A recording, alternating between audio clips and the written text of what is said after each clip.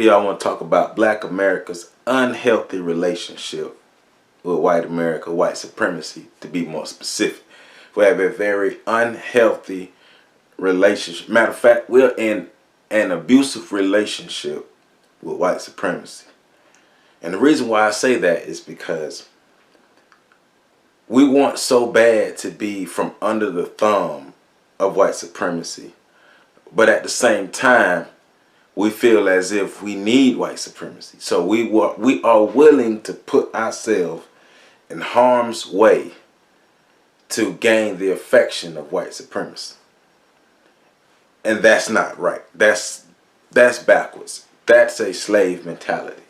To actually look for affection, or look for your oppressor to give you the thumbs up, to give you the pat on the back, to let you know that you've been validated now by your oppressor. And that is a slave mentality. We've been fighting a long time. We have fractions and sections of our community who really fight hard to free themselves and free the rest of us from the throes of white supremacy and the ideas and the concepts. But we have a vast majority who are comfortable within the settings that they are in, who are comfortable with white supremacy. Matter of fact, who've worked hard to create a place of comfort within the throes of white supremacy. And that right there is not smart, because you will always be complaining about the ills that happen, because you always put yourself at a disadvantage, because you are always going to experience the ills, because you are always dependent upon the dominant society, which in this case is white supremacy. You will always be dependent upon them because you put yourself in a position to be dependent upon them. We've showed, especially with this Black Panther movie, Black America have showed that if we really wanted to, we could put our money together and we could do some things for ourselves. We could if we chose to, but we don't choose to.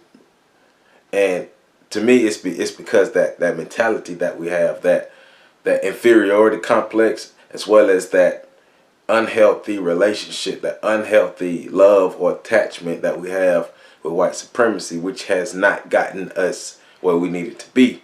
And a lot of times I'm thinking that there are a good majority of us who don't care about us being where we need to be as a whole, because they have theirs. They have their place of comfort. And so it's for us to start to really understand why it's truly important for us to wrap our minds around when we hear the concept of that critical mass, to stop depending on celebrities, athletes, actors, entertainers, all these other people who may be popular, may have the spotlight, may have resources, may have these platforms, and are not using them.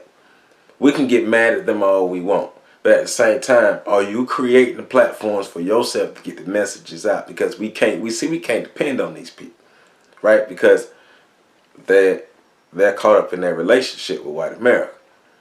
There's a good number of us who are not caught up in this white love affair, who are not, our minds aren't blown out. We don't feel like we need them. We don't see them as our providers, as our gods, if you will. But there are a good number of us who do. A good number of us who do. So understanding that, not even getting mad at them. Not even getting mad at somebody because they really don't subscribe to liberation the same way you do or I do. So forget what they got going on and get with like-minded individuals who are really about real liberation, who are really about building up the community, buying the block, educating the community, educating the kids, creating stuff for ourselves that we need, so we won't continue to have to beg and be disappointed. Because, look here, I can tell you a lot of disappointment has happened. A lot of disappointment has been happening, especially personally in my life over the last couple of weeks and things, in specific pursuits that we're trying to do. But that's why being self-sufficient is very, very, very important. That's why having access to resources and monies and people is very, very, very important. We got to get out here and we got to build relationships within our community amongst ourselves and understand that we only need ourselves. We have this unhealthy relationship with white America that needs to end. We go around, because think about it, when we're talking about abusive, and it's very much so an abusive relationship. It's an abusive relationship to the point to where we are dying and we're overlooking our deaths, right? Because if it was in the just the plain out context of a man abusing a woman, people could clearly see and clearly make the connections to say, hey, well, you need to get out of this relationship. But it's the same thing with Black America. We find any and every excuse to hold on to our connections with white America, when we already know that they need us more than we need them. We are the backbone of this country. Don't you forget it. We are the backbone of this country. They need us more than we need them. But it's just not an American thing. It's a global thing. Black people around the world have an unhealthy relationship. Black people around the world are in an abusive relationship with white America, and we seem not to really understand how to get out of the relationship. We seem to only look for our place, like I said earlier, seem to only look for our place of comfort within the throes of white supremacy. And that is not smart, it's not healthy, it's not needed. We are going to continue to die. We're going to continue to suffer. When things get bad for them, it'll get extra worse for us. And yes, I did say extra worse. It will get extra worse for us. Until we decide to do something different, until we decide to love ourselves a little bit different. Because we talking about healthy relationships and unhealthy relationships. We have a collective low self-esteem. I talked about this in the video before. We have a collective low self-esteem amongst ourselves. We have an inferiority complex. We don't see ourselves as the special people that we are. That's why I don't really have a problem with some of us going around calling ourselves kings and queens. I really don't have a problem. I know I've had several conversations and seen videos and things about people who have an issue with black people calling themselves kings and queens. I don't really have an issue with it, because to me it's the start of a mindset.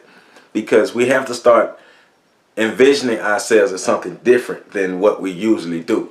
Because we're usually trying to turn trash into treasure, instead of understanding that we are treasure, instead of understanding that we are special. So we don't have to always try to turn trash into treasure, right? But we often find ourselves doing that a lot, because in our minds we are playing from behind. In our minds we are the lesser, the weaker, and we're the strong. Our numbers may not be as massive as we may want them to be, but we are the strong. We just have to believe it. But we've been beat down so long within the system of white supremacy that we don't believe in ourselves. And it's time for us to start believing in ourselves. You black people, you got to believe in yourselves. You are special. You are strong. You are brilliant. That's why they work so hard to try to break us, because we got the juice. We are the shit. And they know it. That's why they study us. Trust me, they study us. That's how they get these specific responses out of us. Don't think all this stuff is just by happenstance. They study us. They've been studying us. The field of psychology, I told y'all this before, the field of psychology became what it was of the study of black people. Of these white supremacists really studying black people. And they still study us to this day. But we are the ones who are looking for, we're always looking for that one person who doesn't necessarily exhibit the narrative, right? We're looking for that one exception. We're always looking for that one white exception. I don't get it. I don't get it. And it's not to paint a broad picture to say that all white people in the world support white supremacy. We're not saying that.